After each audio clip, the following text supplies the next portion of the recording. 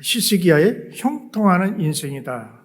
형통하는 인생이라고는 제목을 가지고 말씀을 드리겠습니다. 7절에 보면은, 오늘 본문 읽어드린 7절에 보면은, 여호와께서 그와 함께 하심에 그가 어디로 가든지 형통하였더라. 저가 아수르 왕을 배반하고 섬기지 아니하였고, 그래서 어디로 가든지 형통하였더라. 히스기야 왕은 어디로 가든지 형통하는 삶을 살았습니다. 왜 그랬을까요? 하나님이 함께 하심에. 그냥 형통한다고 좋은 건 아니에요. 잘 되는 거, 형통한다는 잘 된다는 거죠. 잘 되는 것 같아도, 형통한 것 같아도 나중에 지나가보면 그것이 멸망으로 가는 고속도로가 될 수도 있어요. 그러나 하나님께서 함께 하시는 형통은 진짜 복된 형통이고, 생명으로 가는 형통이고, 영생, 천국으로 가는 형통인 줄로 믿습니다.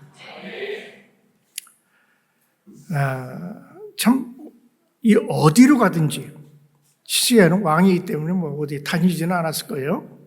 그렇지만 방향이 문제가 아니라는 거예요. 장소가 문제가 아니라는 거예요.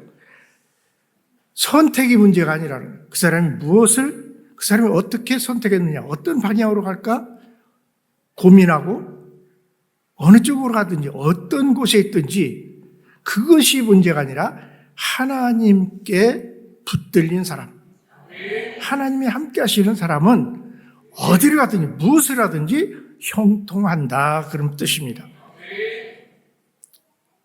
여러분, 형통하는 삶을 살아가시기를 바랍니다. 세상 사람의 형통이 아니라, 세상적인 형통이 아니라 하나님이 함께 하심으로 형통하는 진짜 복된 형통이 있으기를 바랍니다. 제가 지난 2월 달에요, 집회를 갔습니다. 안호성 목사님하고 저 충남에 있는 주산제일교회 100주년 기념 성회를 둘이가 합동으로 봉예를 인도했어요. 참 감동적이고 감격적이었습니다. 감사했어요. 왜냐하면은 전 하나님께 정말 감사했어요. 이 합동으로 부자가 부흥회를 인도한다는 것은 아마 기독교 역사상 없었을 거예요. 처음일 거예요, 아마. 타 지역에서, 타 교단에서, 타 교회에서 아들과 아버지가 함께 부흥회를 인도하는, 그건 기독교의 역사에 정말 남는 일입니다. 얼마나 감사해요. 하나님의 은혜죠. 두 번째로는 안호성 목사님의 은혜고, 아들 잘 둬가지고 이 노인네 보고서는 누가 추천하겠어요? 은퇴한 목사는요, 산이나 다니고 낚시나 하는 목사, 능력 없는 목사를 누가 초청해서 그것도 100주년 기념성회를 강사로 모시겠어요? 낚시 얘기 들으려고? 산에 다니는 버섯 얘기 들으려고? 아들 잘 두니까 그게 최고더라고. 여러분도 지금 은퇴를 하고 보니까요, 제일 어깨 펴고 다니는 목사들, 젊어서 목회할 때는 큰 교회 쩡쩡거리고 다니던 그 목사들도요, 그게 문제가 아니에요. 자녀 잘 되는 게 최고더라고.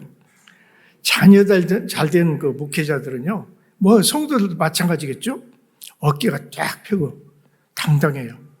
그 자녀가 잘 못된 자녀들은, 부모들은, 목회자들 보면은 어깨가 쭉 늘어져 있어요. 고개를 못 들고요. 주산제일교회. 그래서 제가 그 교회는요, 고등학교 다닐 때 인생 처음으로 교회를 나갔던 그 교회예요. 내가 처음으로 그 교회 어떤 자매님의 전도를 받아가지고 그 교회를 출석을 했어요. 지금 생각하면 그때 좀 하나님을 잘 믿을 걸. 교회에서 모범적으로 신앙생활을 잘했으면 거기서 자랑스러웠을 건데, 참 그러지를 못했던 것이 참 굉장히 미안했어요. 하여튼 그래도 참 제가 그 교회를 다녔다는 거, 그 고등학교 때, 그때는 창구같이 조그만 교회에 그냥 바닥에서 무릎 꿇고 예배를 드렸는데, 그 담임 목사님이 아주 목회를 잘하셔가지고 맘모스 아주 교회를 아주 도움 형식으로 교회를 잘 지어가지고 아주 굉장히 부흥했어요. 그게 참 굉장히 참 달라졌더라고요. 근데 제가 그때 참 고등학교 다닐 때에 엊그제 같은데 금방 참 세월이 지나가지고 이제는 80 가까운 노인이 되었어요. 고등학교 다닐 때만 해도 80 노인네가 없었어요. 거의 반. 60만 돼도 굉장히 노인네라고 생각했어요. 60만 돼도 극노인이었어. 그 80 노인들은 보기가 힘들었는데 내가 80이 될 줄이야. 세월은 금방이더라고. 고등학교 때는 나 안 늙을 줄 알았어. 80 노인은 그 노인네들은 노인네고 나는 난 줄 알았어요. 그런데 세월은요, 금방 어느덧 내가 80이 됐더라고요. 그때만 해도 참 어려운 시절이었어요. 옛날에 신작로라고 하죠. 먼지가 펄펄 날리는 그 비포장도로. 거기 자동차가 보여요. 그 추럭이나 어쩌다 왔다 갔다 했지, 자동차도 없었어. 자가용? 요새는 이 핸드폰, 자가용, 진짜 꿈 같은 얘기야. 그때는 전화도 없었어요. 전화기가 제가 있을 때가 목회를 시작할 때, 그때 이제 서울에서 띠르띠르 전화기 이제 남바 돌리는 거. 그 전화기가 이제 처음 나고, 그때도 아무나 전화를 못 놨어. 목회 시작할 때. 그리고 농촌에서는요, 이장네 집, 이장 집에 전화 한 대 있어.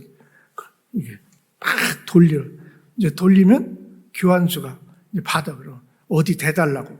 교환수를 통해서 전화하는 그 전화가 처음 생겼어요. 그게 이제 목회를 시작할 때 전화하게 생겼지, 오늘같이 선도 없이 이 핸드폰 가지고 다니면서 전화도 하죠. 여기서 온갖 거 다 보지요. 이건 그때는 상상조차도 못했어. 세상에 이런 것이 있을 줄이라고는 정말로 누가 상상했겠어요? 여러분들은 이제 당연한 거지만 그때는 상상을 못했던 일이에요. 그게 자가용? 여러분들 집에 자가용 없는 분 없을 거예요. 그때는 대통령이나 자가용 아마 있었을 거예요. 여러분들이 다 대통령이에요. 참 우리 어린 시절은요, 저는 그래도 제가 가만히 생각해보면은 제가 근대사의 증인이요.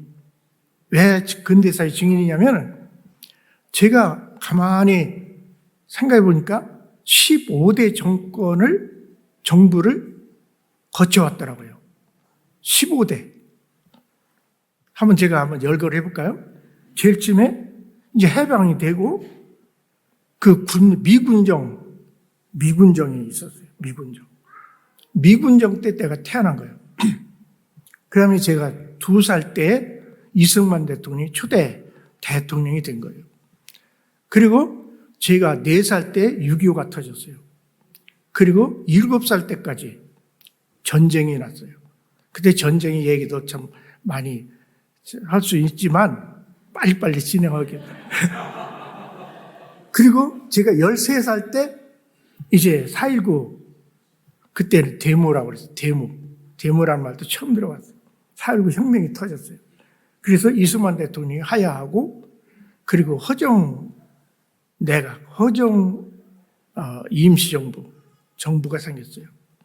그 다음에 그 1년 후에 윤보선 정부가 생겼어요. 그 다음에 5.16 쿠데타로 박정희 정부가 생겼어요. 그 다음에 박정희 대통령 이제 서거한 다음에 최규하 다음에 전두환. 이제 그 다음에부터는 여러분 다 아시죠? 여러분들은 모를 거예요. 앞에. 조금 더 가? 하여간 그렇게 해서 쭉쭉쭉쭉 해서 15대 정권을 지나왔어요. 화석이죠. 살아있는 화석.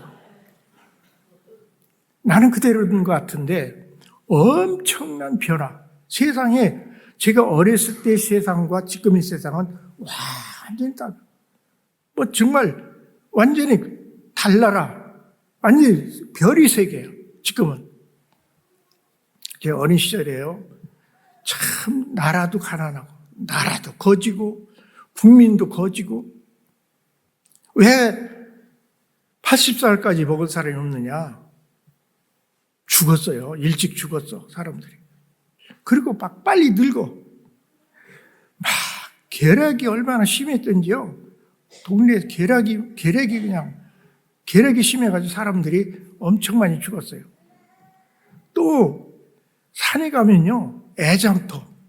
여러분들은 애장터가 뭔지도 모를 거예요. 우리는 바닷가에 살았는데 이렇게 보니까 앞에 한 2km의 바다가 보였어요. 그 바다 앞에 그 모래장, 그 솔모래라고 하는 그 모래밭에 솔이 이렇게 있는데 거기에 애장터예요. 그래서 애들 죽으면 왜 이렇게 애들이 많이 죽는지 애기들도 많이 낳지만 엄청 많이 죽었어요. 그러니까 막 산에도 가면은 그냥 금방 죽은 애기를 갖다 묻어놓고 그 애들 묻은 것은 그냥 봉분 않죠. 그냥 묻었고 거기다 돌 몇 개 올려놓고 거기다 애기 입었던 옷이나 또 어떤 데는 그 담요 덮어주기도 하고 또 어떤 데는 사발 갖다 놓기도 하고 그런 애장터가 엄청 많았어.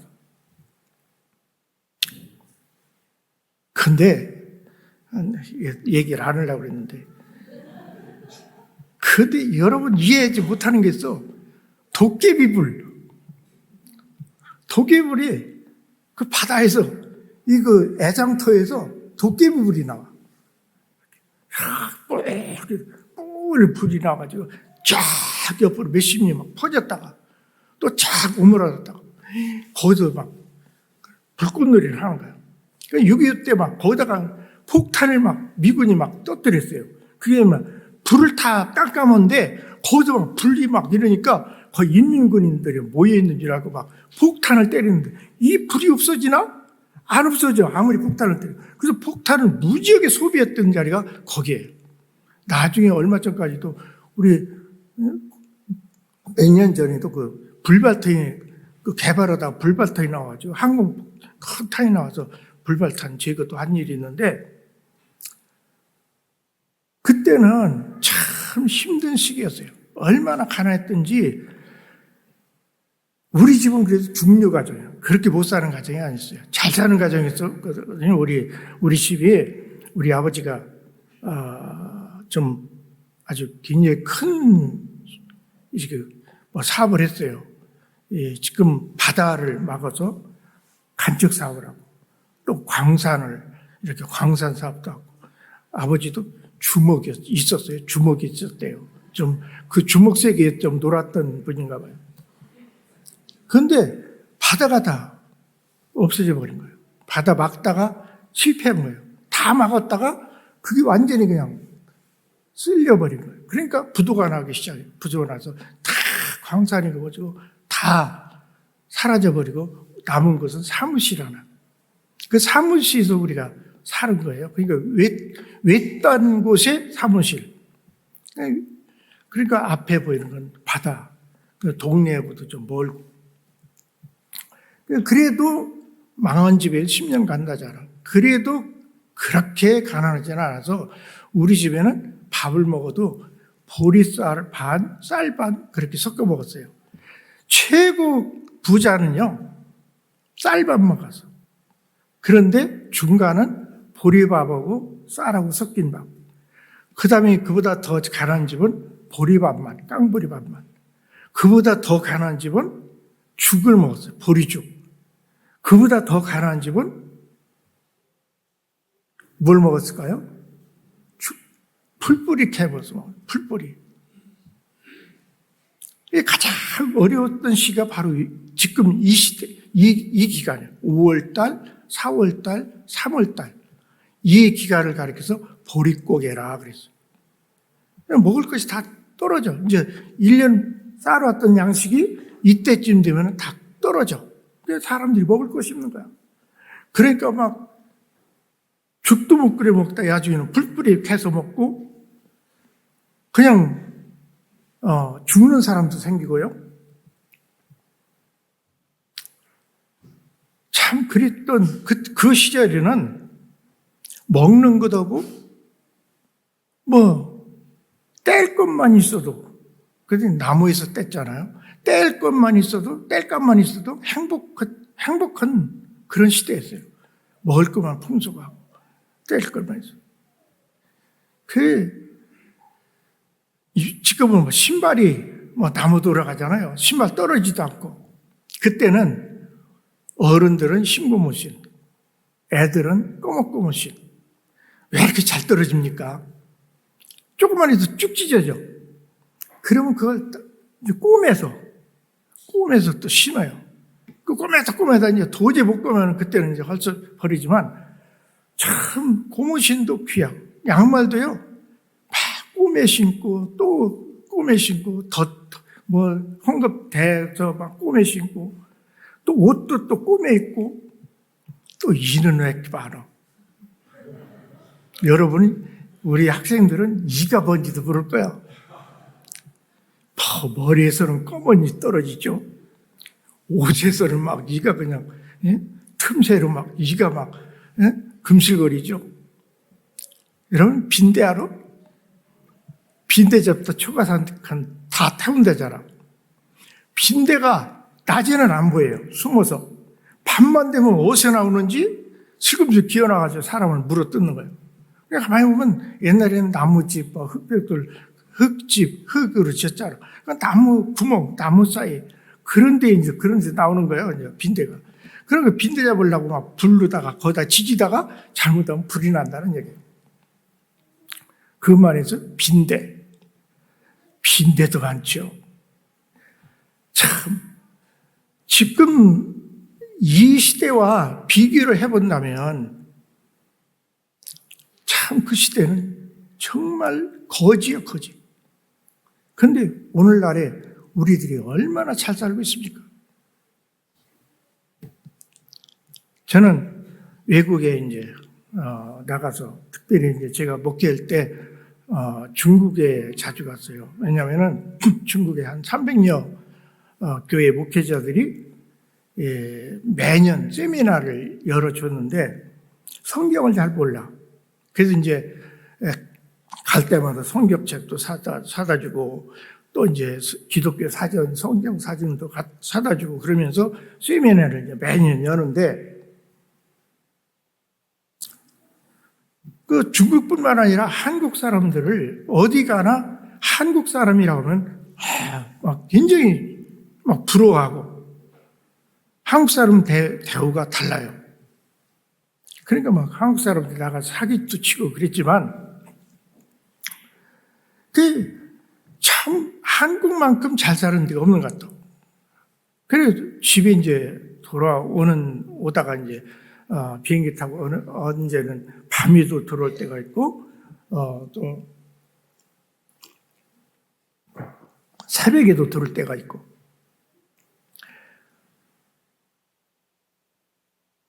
그 들어오다가 이렇게 이제 김포공항, 그때 인천에 없으니 김포공항에서 이제 이렇게 이제 다 와서 이렇게 땅을 내려다보면 꽃밭이요, 꽃밭. 한국은 꽃밭이요. 무슨 꽃밭일까요? 무슨 꽃밭? 십자가의 꽃밭. 야, 밤에 내려다보면 십자가가 그냥 막 꽃밭이야, 꽃밭. 우리 한국은. 그래서 그걸 보면서, 이야, 얼마나 마음이 흐뭇한지. 야, 정말 이러니까 한국이 잘 사는구나. 어디 나라 가도 한국만큼 그렇게 교회가 없어요. 한국만큼 교회가 없어. 그러니까 우리나라가 이렇게 잘 사는 것은 그 원인이 뭐냐? 하나님 덕분이에요. 세상 사람들이 교회를, 하나님 믿는 사람은 혐오하고 무시하고 욕하고 그럴지라도 하나님 그 믿는 예수님 안에 복이 있는 줄로 믿습니다. 예수님 그랬었잖아요. 천국은 밭에 감춘 보화라고, 보배라고. 그러니까 우리 기독교 신앙 안에 사람들은 정말로 어리석어 보이고 정말로 참 이상해 보이고 그렇지만 그 교회 속에 예수님 안에 우리의 믿음 안에 거기 보화가 있어요. 그 보화를 잘 지키시기 바랍니다. 준역 들지 마세요. 사람들이 무시하고 사람들이 혐오하고 사람들이 교회 다닌다고 손가락질 할지라도 우리가 속거나 넘어가면 안 돼요. 정말로 예수 믿는 하나님 믿는 것이 축복인 줄로 믿습니다. 우리나라가 무엇 때문에 이렇게 잘 살아요? 우리나라가 자원이 있습니까? 자원이 많아요. 자원이 많기로는 다른 나라가 더 많아. 우리나라가 어떤 나라가 그럽니다. 정치가가 정치를 잘해서 우리 정치 꼴등이요. 한국이 정치 제일 못해. 아주 정치하는 사람들 엉망진창이야. 또 어떤 사람은 그럽시다. 한국 사람들이 머리가 좋대. 머리가 좋아서 그렇게 잘 사는 거래. 과연 그럴까요? 그러면 북한은 왜 못 살아? 똑같은 민족인데. 우리가 그렇게 머리 좋은 민족이라면 왜 5천년 역사에 지금까지 5천 역사 왜 그렇게도 못 살았어?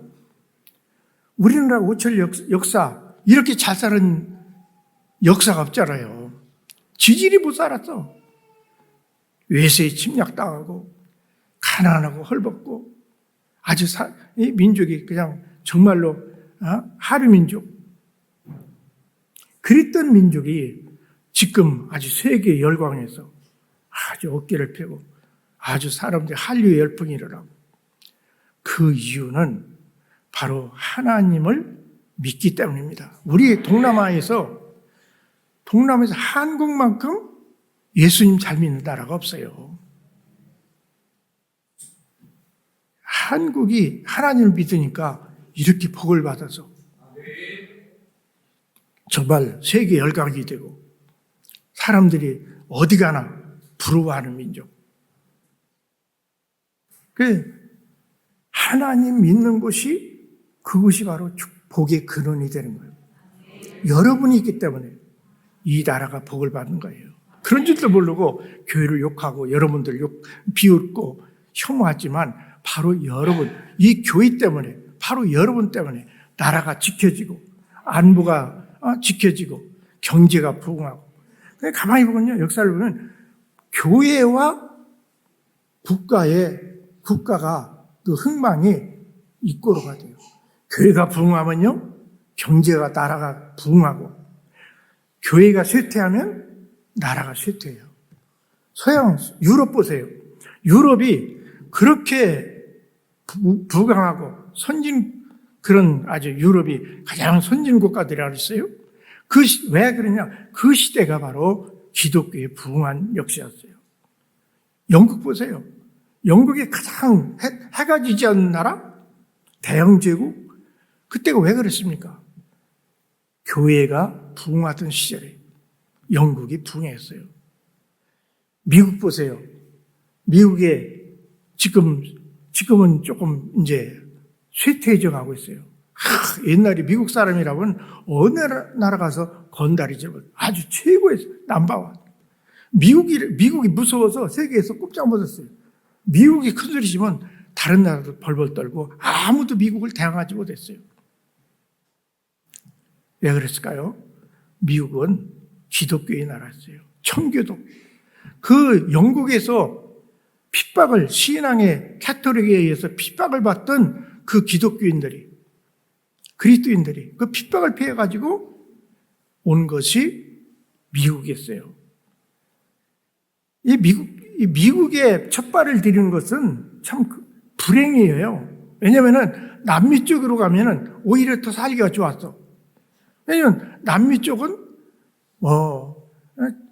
거기는 자연도 많죠, 좀 자원도 많죠, 여러 가지 살기도 좋죠, 풍성하죠. 그 미국은 아주 열악했어, 최악이요. 여러 가지 살기가 힘든 곳이 미국이었어요. 그런데 그 청교도에 들어가서 그 나라를 이루었어요. 그러니까 인류 국가가 된 거예요. 그런데 남미 국가들 보세요. 남미는 미국보다 훨씬 살기가 좋아요. 자원도 풍부하죠. 거기는 이렇게 지금도 미국은 여러 가지 재앙이 닥치잖아요. 그렇지만 남미는 그런 것도 없어. 아마 남미로 갔더라면 아마 굉장히 더 편안하고 더 번성했을지도 몰라요. 그러니까 그 다음에 남미로 이주했어, 사람들이, 유럽에서. 그런데 남미는 발전을 못해. 왜 그럴까요? 우리 미국은 기독교인들이 가서 신앙으로 세운 나라예요. 미국은 미국 땅이 살기 좋아서, 거기가 정말 미국이 좋아서 미국을 간 게 아니라 믿음을 위해서, 신앙을 위해서 미국으로 온 사람들이에요. 그 악조건 속에서도 살기 힘들어도 자기가 신앙을 위해서, 믿음을 위해서 온 사람들이 미국이고, 남미는 뭡니까?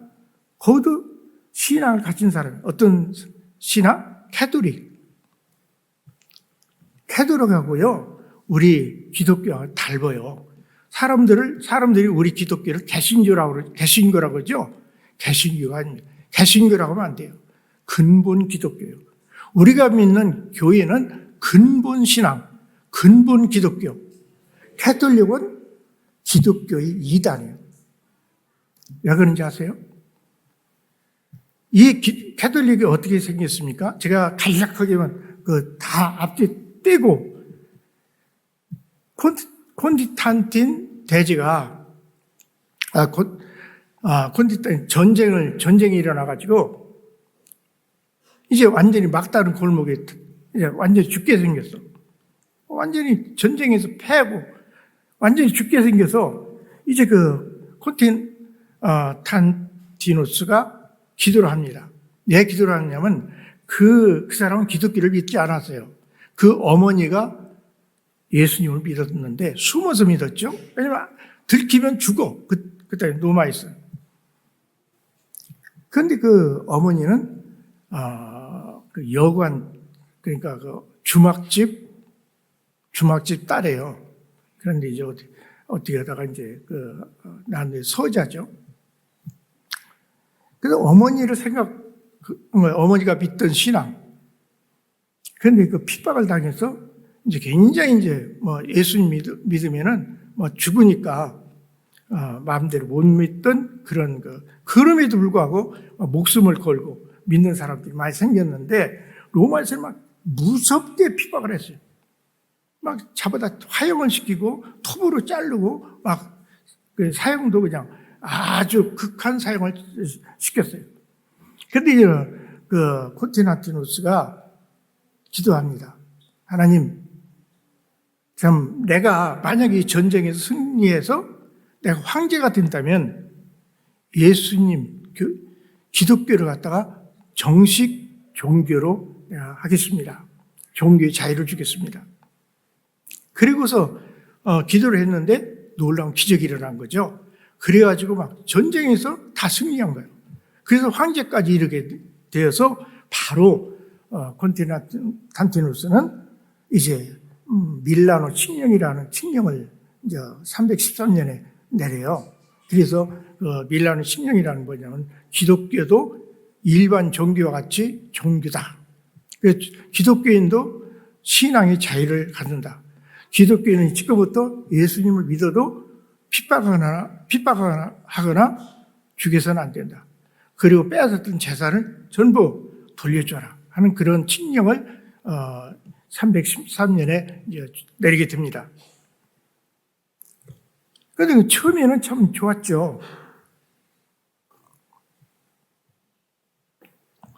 그런데 이제 각 지역에다 성당을 세워요. 성당을 세워가지고 거기다 제사장, 사제들을 세우는데 그 세력을 권세를 줘요. 그 사람들에게. 그래서 오늘날을 바로 우리나라 국회의원 같은 그런 권세를 줍니다. 근데 굉장히, 그러니까 교회가 아주 굉장히 권세가 있어지고 아예 정치화됩니다. 그 사람들이 모여서 회의를 해서 그 황제까지도 뽑게 되고 나라의 모든 이제 그 정사를 간섭하게 되고 그러니까 완전히 종교는 정치화 돼버리죠. 그러면 정치라는 것은 부패예요. 부패하는 것이 정치예요. 그러니까 완전히 그 사람은 그들은 이제 종교의 신앙의 그런 것보다는 정치에 관심을 둬요. 그래서 교황을 갖다가 하나님 신으로 신격화시키고요. 그리고 마리아를 하나님 신으로 만듭니다. 근데 왜 마리아를 신으로 만든지 아세요? 그때에 로마에는 아주 뿌리 깊은 민족 신앙이 있었어요. 그게 헬라 문화고 또 그리스 신화에 입각한 그런 그 토속 신앙인데 거기에 가장 큰 것이 뭐냐? 바알 신앙이었어요. 성경에도 나오죠. 바알. 성경에도 바알. 아주 하나님이 가장 미워하시는 바알. 바알 신앙이 꽉 뿌리 잡혀 있는 거예요. 그런데 그 바알은 누굽니까? 엘의 아들이에요. 하나님의 아들이 바알이고 그 바알의 신전에는 반드시 따라 있는 것이 있었어. 무엇이 있었냐 아세요? 아세라라고는 목상이 있었어요. 그러니까 아세라 목상에다 옷도 짜서 해입히고 그랬어요. 그 아세라는 여자예요. 여자인데 어떤 여자냐? 바알의 어머니요. 그 바알의 어머니가 아세라예요. 그러니까 바알 신전에는 반드시 무엇이 있었느냐? 아세라가 있었다. 그런 얘기예요. 그러니까 천주교에서, 캐톨릭에서 우리 민족, 그 로마 시민들, 그 다른 로마권에 있는 사람들에게 하나의 그 인심을 얻으려고 그랬을까요? 그걸 하기 위해서는 거기다 접목시키는 게 좋겠다. 그러니까 우리도 기독교를 갖다 불교하고 혼합한다든지 토속신앙하고 혼합한다든지 그런 식으로 바알신앙하고 혼합을 한 거예요. 그래가지고 그 마리아라고는 예수님의 어머니를 신격화시켜요. 성경에는 뭐라고 있습니까? 어떤 사람이든지 어떤 것이든지 어떤 형상이든지 그걸 우상을 만들지 말라고 성경에 기록되어 있지 않습니까? 아주 하나님은 그것이 십계명이에요. 그런데 그것을 어기고 그 마리아를 신으로 만들어버린 거예요. 그게 바로 바알 신앙이고 바로 마리아는 아세라예요. 똑같아요. 애기 안고 또 여자, 예쁘지 않은 여자, 그 천주교하면 그 마리아를 세워서 마리아한테 기도하잖아요. 그러니까 바알 신전에도 똑같아. 그 바알 신전이나 캐톨릭이나 아주 똑같아요. 흡사해요. 그 사람 바알 신앙을 믿었던 사람이 아주 거부감 없이 성당에 와서 그렇게 기도해도 아세라나 마리아나 바알이나 예수님이나 똑같은 거예요. 여러 가지 신앙의 모순이 생기니까 성경에 이제 모순이 생기니까 캐톨릭에서 어떤 무엇을 했냐면 성경 금지, 성경을 못 보겠어요. 신앙에는 성경을 보여야 되잖아. 그런데 성경을 못 보겠어요. 바로 이 캐톨릭은 기독교의 이단이에요. 캐톨릭 믿어서는 안 됩니다. 캐톨릭은 우리 기독교가 아니에요. 우리 기독교는 정말 예수님 그대로 예수님이 이어 내려오는 그 본질적인 신앙, 바로 그것이 우리들이 지금 믿고 있는 기독교의 신앙인 줄을 믿으시기를 바랍니다. 그러니까 그 사람들이 들어갔으니까 뭐가 잘 돼요. 여기는 미국은 아주 황무지, 살기 힘든 악조건 속에 들어갔지만 거기는 아주 찬란한 그 1등 국가가 됐고, 거기 남미 쪽은 캐톨릭이 들어가지고 그 살기 좋았던 것이 지금이나 옛날이나 그대로잖아. 그러니까 우리는 믿음을 따라가야 될 줄로 믿습니다. 어느 곳에 있든지 하나님이 함께 하시면 어디로 가든지 형통한다. 그러니까 아브라함과 롯이 함께 살았어요. 창세기 13장에 보면은 아브라함과 롯이 같이 살았는데 이제 가축이 많아지니까 헤어지자. 네가 좌하면 나는 우하겠고 네가 우하면 나는 좌하겠다. 네가 먼저 좋은 곳을 택하라. 그럼 내가 택한 다른 곳으로 하겠다. 그러니까 롯이 가만히 보니까 소알 땅, 소돔과 고모라를 소알 땅이라고 했는데 소알 땅을 보니까 물이 넉넉해서 여호와의 동산같이 보였더라. 아주 살기 좋은 곳이었어요. 그러니까 롯이 소알 땅을 택합니다. 그리고 아브라함은 어디를 택해요? 어디나. 롯이 택하고 난 그 좌하면 우겠다고 했으니까 우하면 좌하고, 그러니까 롯이 택하고 아브라함은 다른 곳으로 간 거예요. 물질을 보고 간 것이 아니라 하나님을 따라, 말씀 따라 간 겁니다. 그러니까 물질 따라간 롯은 그 여호와의 동산, 에덴 동산 같은 낙원 같았던 곳이 죽음의 땅이 되어버리고, 하나님은 하나님을 따라 말씀 따라가기 때문에 황무지든 빈들이든 그곳이 낙원이 된 줄로 믿습니다. 그러니까 가장 중요한 것이 뭡니까? 하나님을 잘 믿는 거예요. 하나님 잘 믿으면 어디로 가든지 형통하게 될 줄로 믿습니다. 나는 그래서 우리 딸들한테도 이제 전화가 오면 그럽니다. 애들 공부 잘하니? 그런 말 안 물어요. 애들 신앙생활 잘하니? 교회 잘 나가니? 그것을 강조하지, 공부도 잘해야 되겠죠? 그렇지만 제일 가장 중요한 것은 뭐냐? 신앙생활이 최고예요. 본문으로 들어갔습니다. 본문에 들어가서 보면은, 이 히스기야가 어디를 가든지 형통했다고 그랬죠?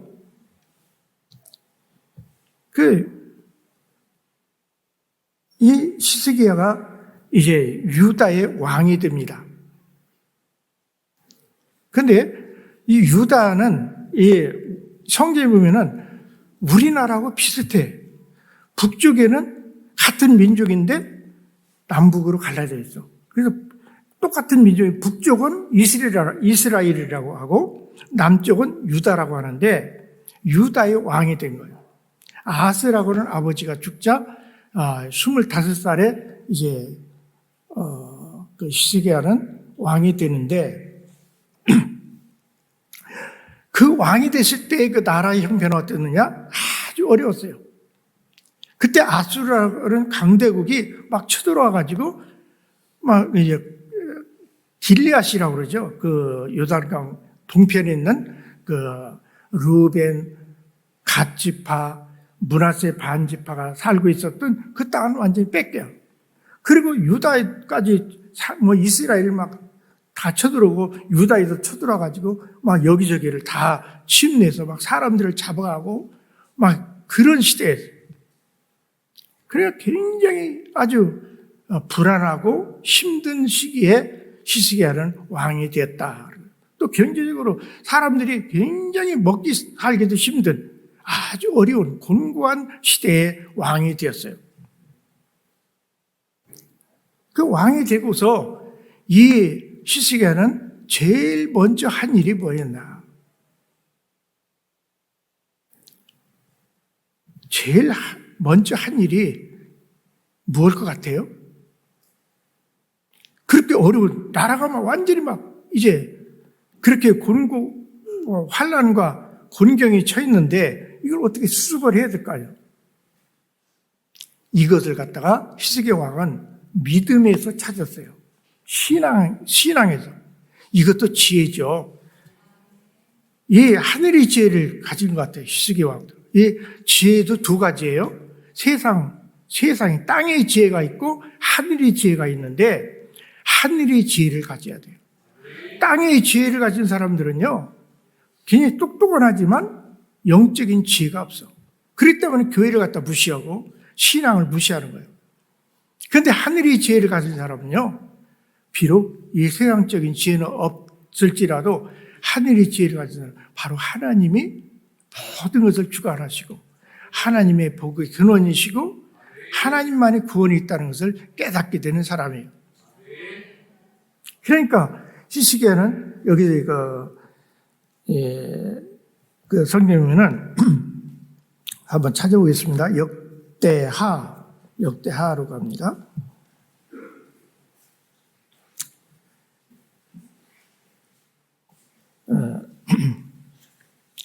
29장 8절 9절 한번 읽어보겠습니다. 다 같이 여호와께서 유다와 예루살렘에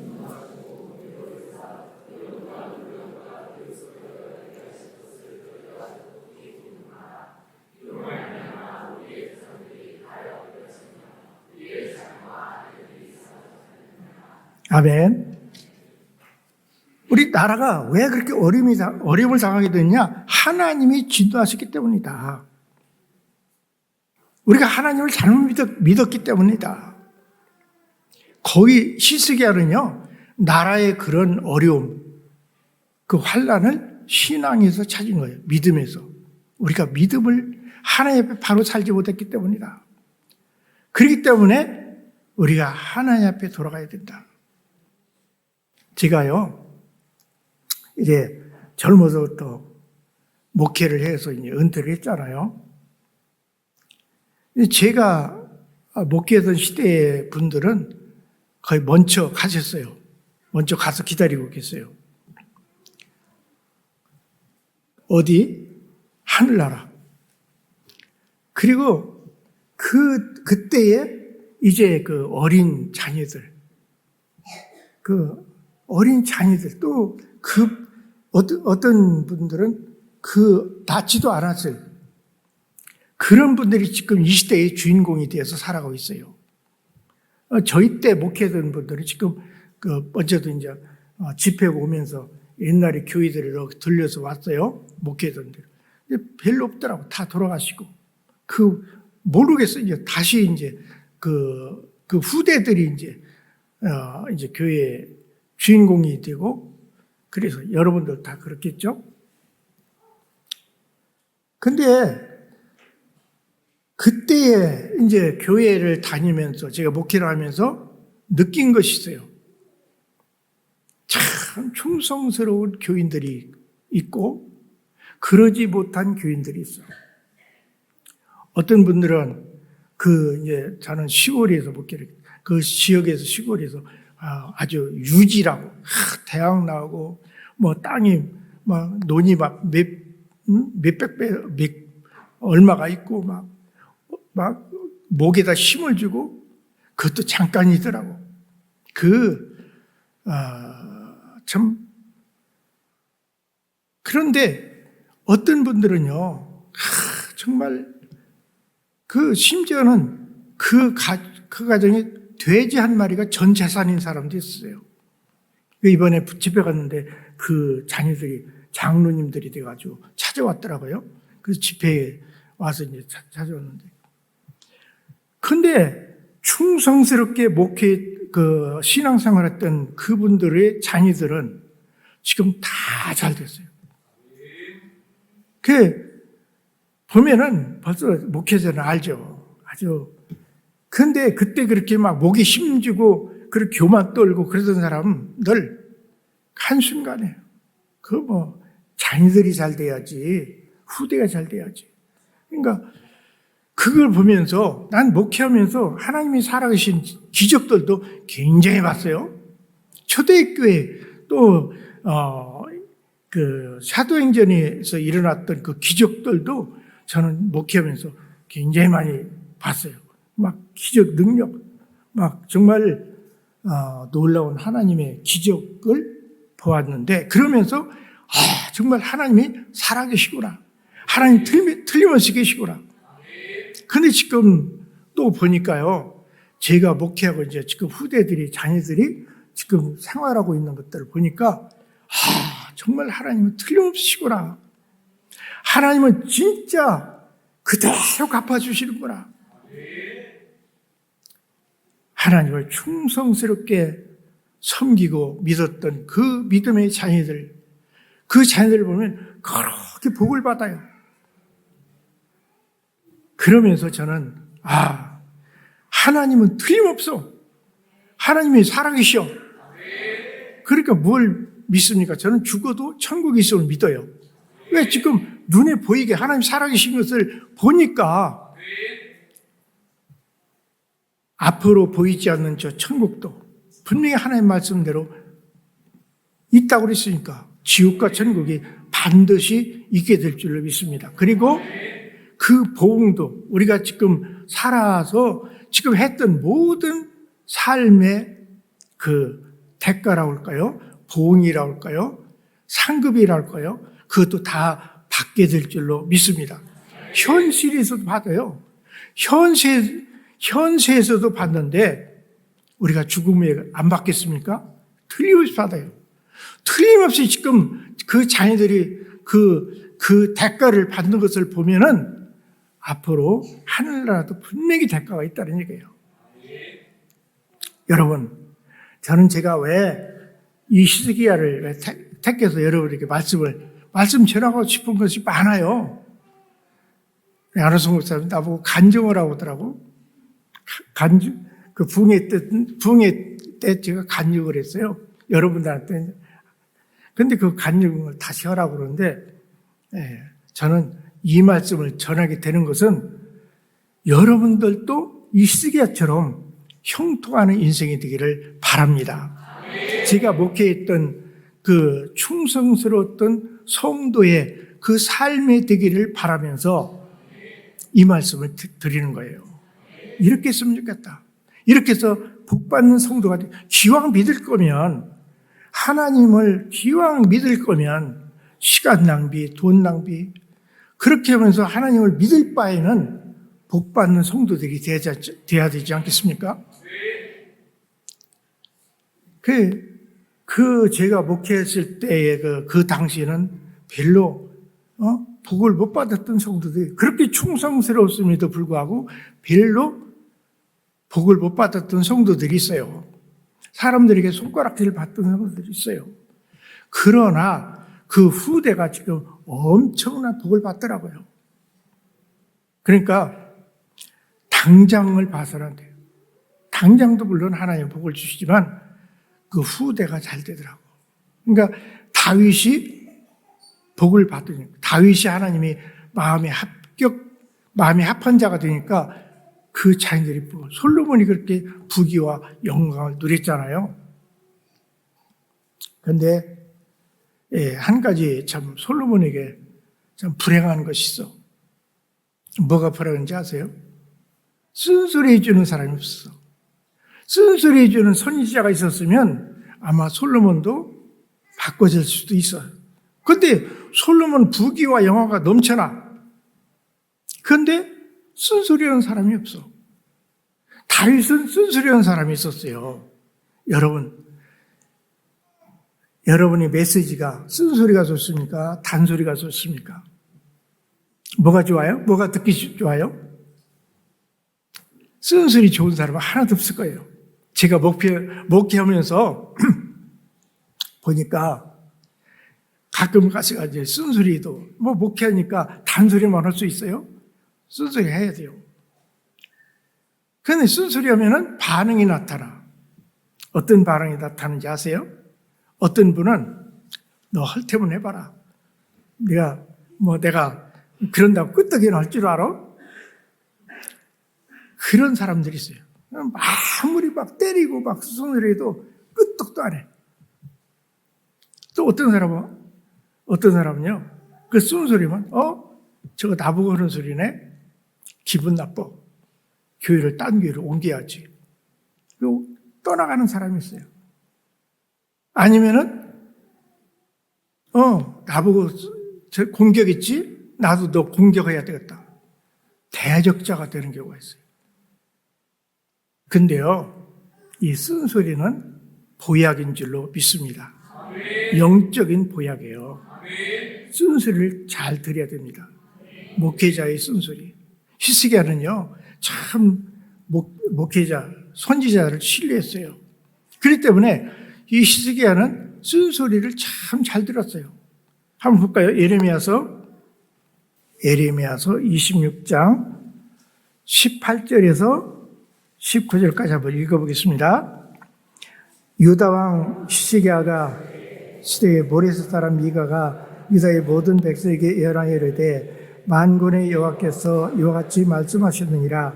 시온은 바깥이 경작지가 될 것이며 예루살렘 돌무디가 이 성전에 사는 산당의 숲과 같이 되리라 하였으나 유다왕 히스기야와 모든 유다가 그를 죽였느냐? 히스기야가 여호와를 두려워하여 여호와께 간구하며 여호와께서 그들에게 선하는 재앙에 대하여 뜻을 돌이키지 아니하셨느냐? 우리가 이같이 하면 아멘. 이 말씀은 예레미야를 백성들이 죽이려고 했을 때예요. 예레미야가 쓴소리를 막 재수없는 소리를 한다고 막 백성들이 죽이려고 할 때에 장로들이 그를 막아서면서 한 얘기가 바로 이 얘기예요. 히스기야 시대에 미가라는 선지자가 쓴소리를 하지 않았냐.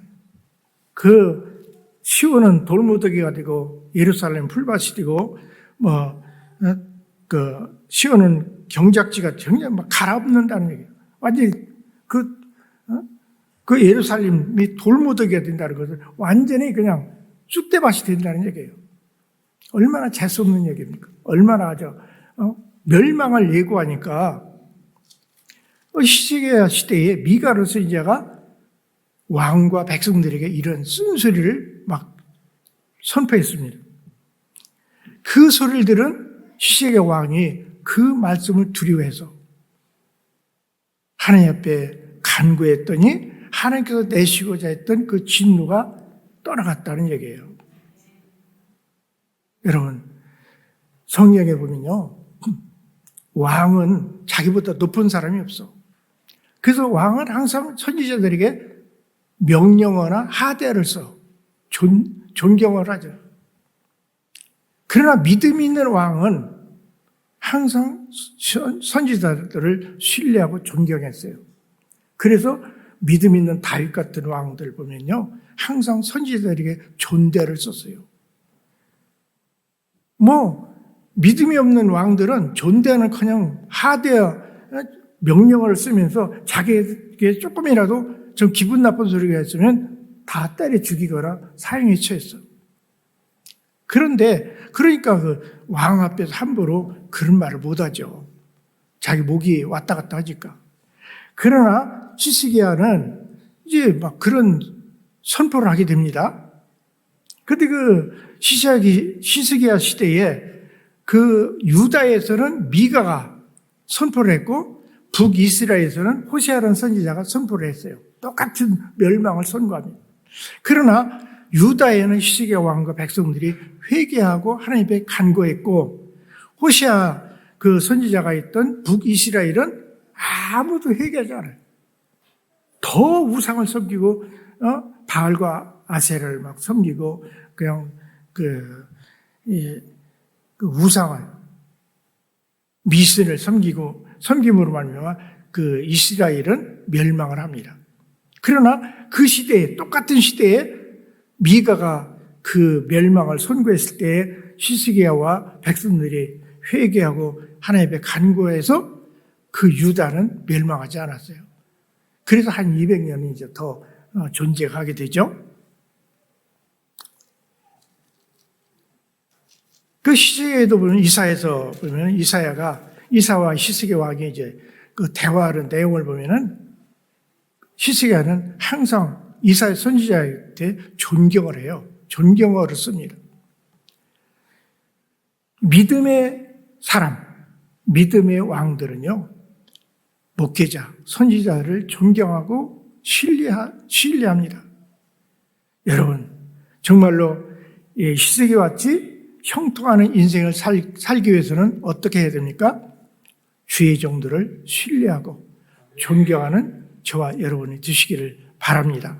그래야 여러분이 형통할 수가 있고, 아무리 쓴소리를 할지라도 여러분 그것이 쓴소리라고 듣기 싫을 것이 아니라 그 소리는 바로 영적인 보약이라고 생각하시고 잘 받아 소화하시기를 바랍니다. 여호사 왕은 역대하 20장 20절 띄워주면 좋고요. 역대하 20장 20절에 보면 그 여호사밧 왕이 나옵니다.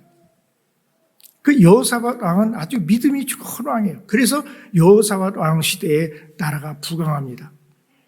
그런데 여호사밧 왕이 무엇이라고 말하느냐면은 하나님을 신뢰하라. 한번 같이 읽겠습니다. 한번 시작.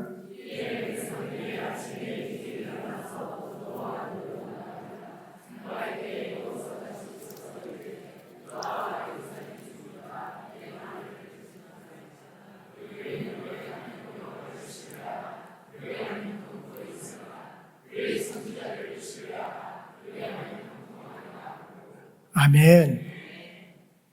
아수르 여호사밧 왕이 뭐라고 합니까? 여호와를 신뢰하라.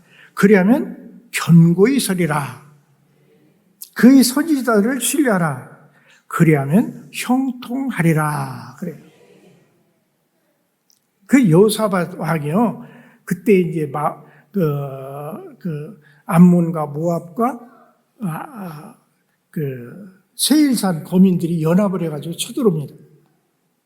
그래서 완전히 그냥 갑자기 그 연합군이 쳐들어오니까 어찌할 바를 모르고 있는데 이제 어떤 선지자가 아하시엘이라는 선지자가 예언을 해요. 이 전쟁은 이제 하나님께 속한 전쟁이니까 여러분 겁내지 말고 싸울 곳이 없다. 그냥 나가기만 하면 이긴다. 그러니까 여호사밧 왕이 군사들을 끌고 나가야 될 거 아닙니까? 전쟁을 하려면. 그런데 성가대를 끌고 나가요.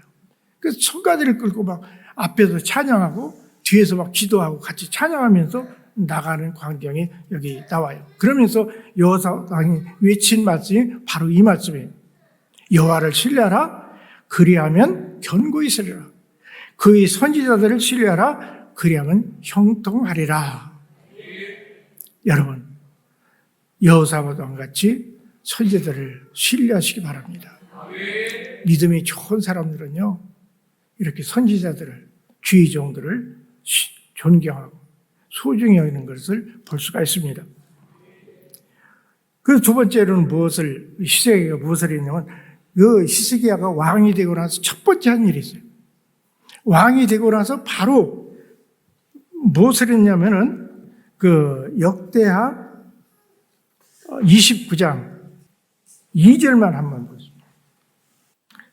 히스기야가 그의 조상 다윗의 모든 행실과 같이 여호와 보시기에 정직하게 행하여 첫째 딸이 여호와의 전 문들을 열고 수리하고 제형들과 레위 사람들을 동쪽 광장에 모으고 그들에게 이르되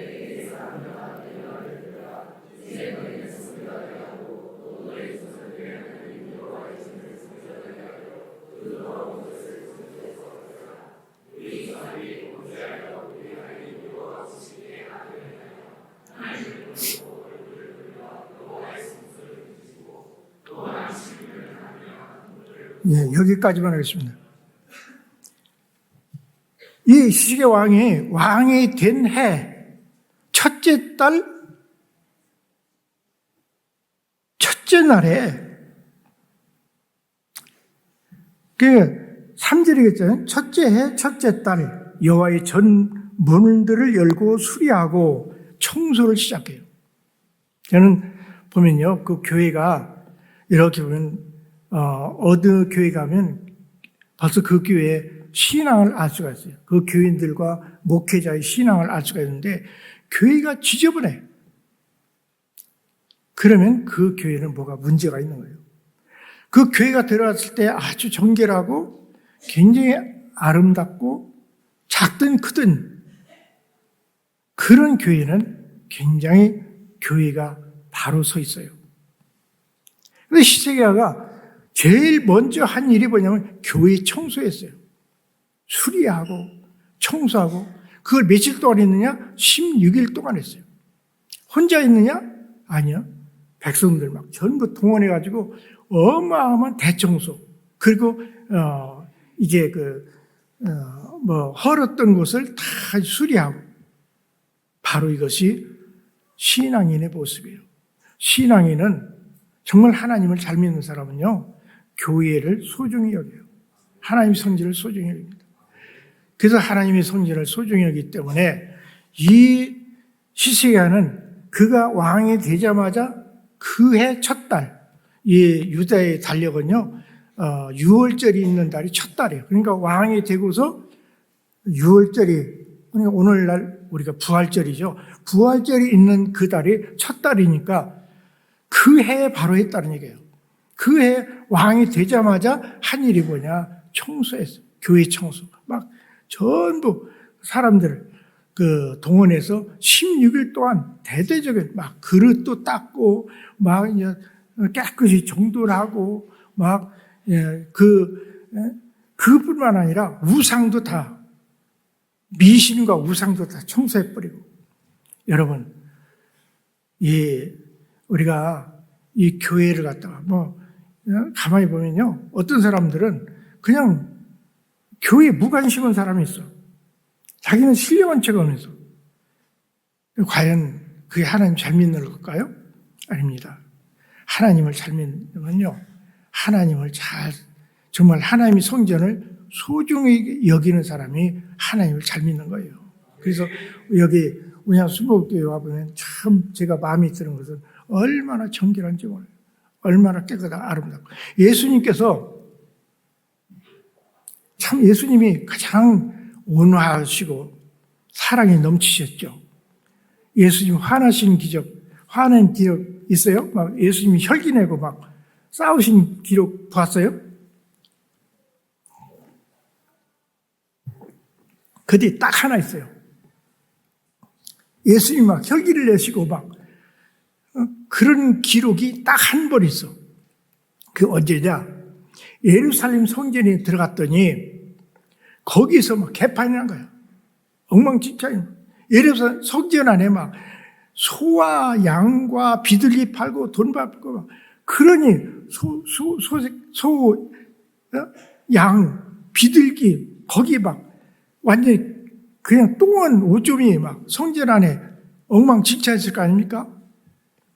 그러니까 예수님 화가 나셔서 진노하셔가지고 노끈으로 막 채찍을 만드셔가지고 풀이 치는 모습이 나옵니다.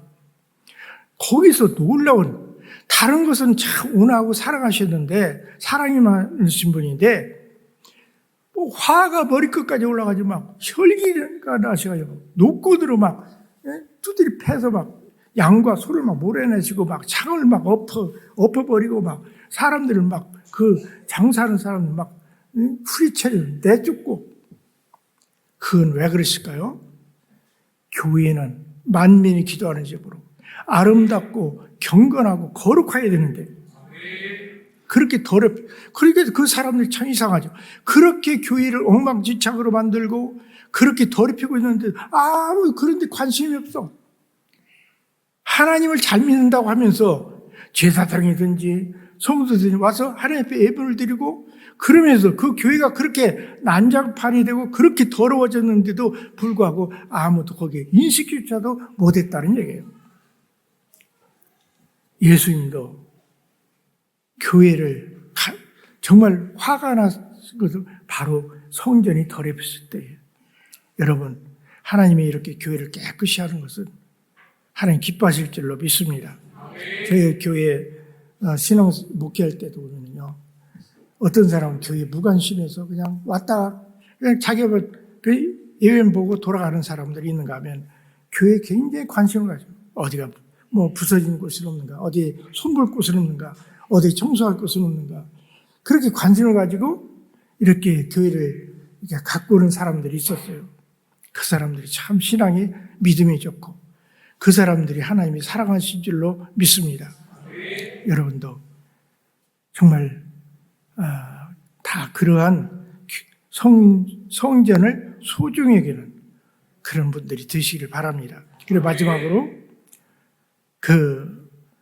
히스기야는 예배를 소중히 여겼다. 예배를 소중히 여겼어요. 제가 성경을 보겠습니다. 역대하 29장 30절에서 33절까지 히스기야 왕이 귀인들과 더불어 네 사람을 명령하여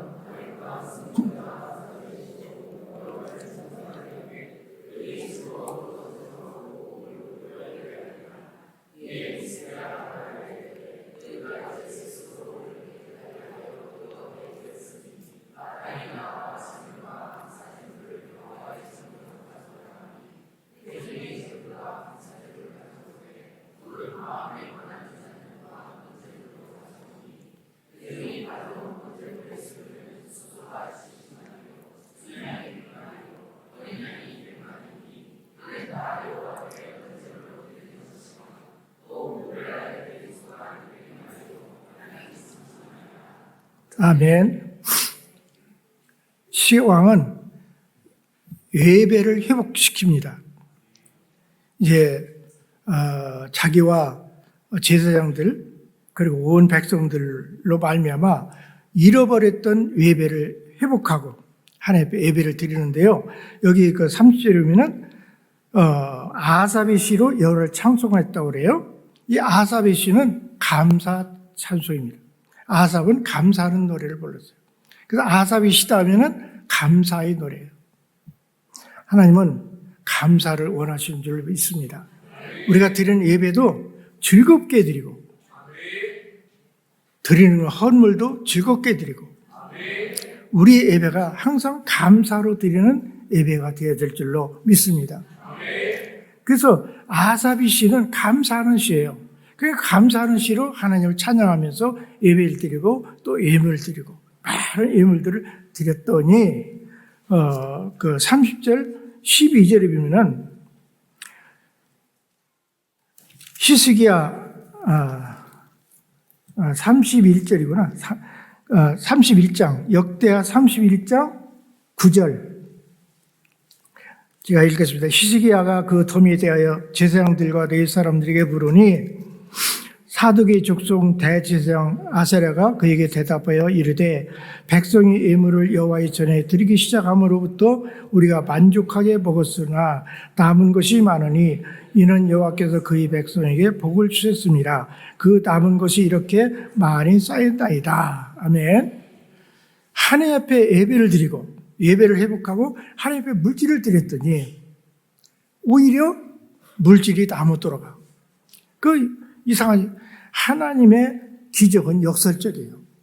오히려 일반 세금 같으면 세금으로 걷어갔으면 아마 더 가난했을 거예요. 그런데 하나님 앞에 이렇게 바쳤더니 오히려 더 하나님께 복을 주셔가지고 아주 넉넉하고 교회도 풍성해지고 또 백성들이 복을 받아서 넉넉히 나무 돌아가는 그런 놀라운 기적의 역사가 일어났다는 것입니다. 여러분 정말로 감사로 하나님께 제사를 드리는 자가 하나님을 영화롭게 하라니 하나님 앞에 감사로 제사를 드리는 자가 하나님을 영화롭게 한대요. 시편 50장 23절의 말씀입니다. 그러므로 우리는 항상 감사한 마음으로 예배를 드려야 돼요. 억지로 드리지 말고, 억지로 하나님 앞에 봉사하지 말고, 기쁜 마음으로, 즐거운 마음으로, 감사한 마음으로 하나님 앞에 예배를 드리고 여러 가지 봉사와 헌물을 드릴 때에 하나님께서 기뻐 받으시고 그 사람에게 축복해 주실 줄로 믿습니다. 제가 참 이러한 그 시스기야의 그 신앙은 첫 번째로 뭡니까? 주의 종을 소중히 여기고, 두 번째로 성전을 소중히 여기고, 세 번째로 예배를 소중히 여길 때예요. 하나님이 함께하는 사람, 형통하는 인생이 되었다는 것을 오늘 보여주고 있습니다. 여러분도 이 시세계를 본받아서 성공하는 사람을 본받으면 성공하는 사람이 되고, 실패하는 사람을 본받으면 실패하는 사람이 될 수밖에 없습니다. 여러분, 오늘 이 신앙을 본받아서 여러분도 형통하는 신앙인이 되시길 바랍니다. 하나님께서는요, 다 보고 계세요. 여러분 한 사람 한 사람을 다 보고 계십니다. 하나님이 어디 계신데 어떻게 봐? 아닙니다. 하나님은 숨어서 보고 계세요. 하나님은 그냥 나타나서 보고 계시면 누가 하나님 앞에 두려워서 누가 잘못할 사람이 어떻겠어요? 그러나 하나님은 진짜와 가짜를 구별하시고, 그래서 정말 누가 나를 진심으로 나를 사랑하고 나를 섬기나를 보시기 위해서 하나님은 숨어서 우리를 살펴보시고 계시는 하나님이신 줄 믿습니다. 그래서 이사야서 45장 15절의 말씀은 하나님은 진실로 하나님은 숨어 계시는 하나님이라고 고백하고 있습니다.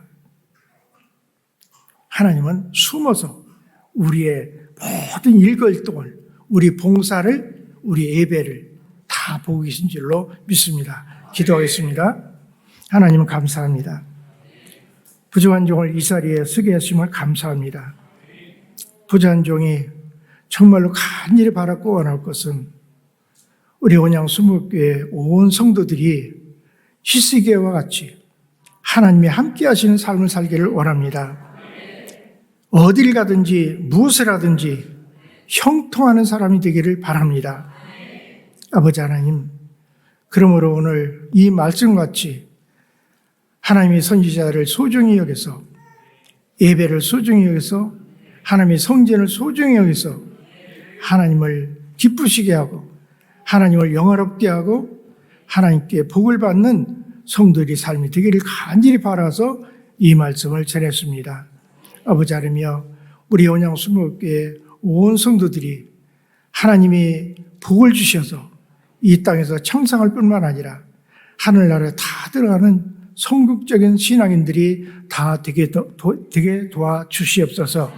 미국에 집회하고 있는 안호석 목사, 하나님께서 아버지 지켜주셔서 이번 집회 여정이 아주 하나님 놀라운 성령 역사하시는 귀한 집회 여정이 되게 하시고, 그래서 성공적으로 이제 안전하게 건강하게 돌아올 수 있도록 돌보아 주옵소서. 예수님의 이름으로 기도하옵나이다. 아멘.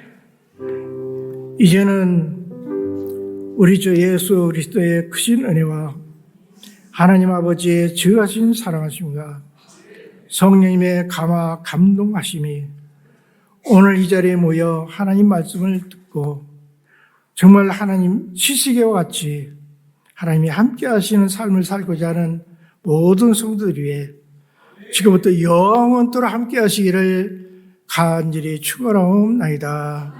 아멘.